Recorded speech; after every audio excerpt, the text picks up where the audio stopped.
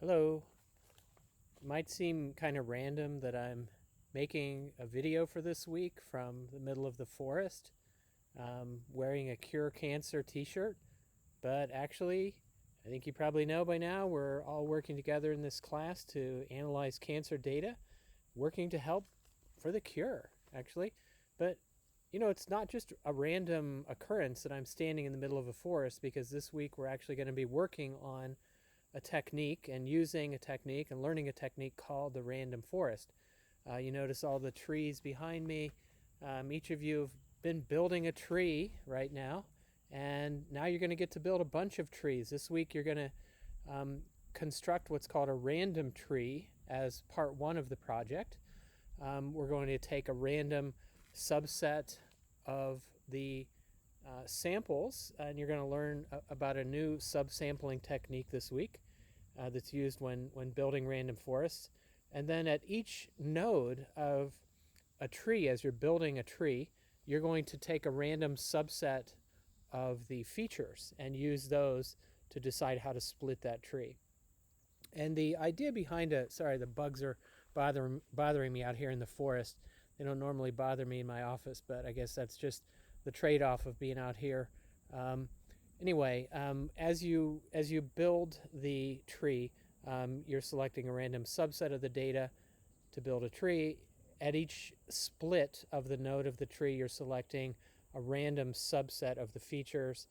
And if you get enough of these trees and you build deep trees, not just depth 2, but typically very deep trees. And with the data set we're looking at, as you've already seen, depth 2 trees just don't cut it. You're going to need to build very deep trees, and you're going to need a pretty good number of trees in your forest in order to have a highly accurate classifier. I'm not going to make you do that. I want you to learn what a random forest is. I want you to learn how to build a random forest. I want you to learn how to use and interpret a random forest. I'm not going to make you build hundreds or thousands of trees in your forest. I'm going to ask you to build a forest consisting of 10 to 25 trees. That'll give you a feel for the power, also the computational complexity of a random forest. And I'm not going to make you build trees that go 10, 15, 20 levels deep, which I would predict we're probably going to need for this data set. I'm only going to make you build a depth 2 tree.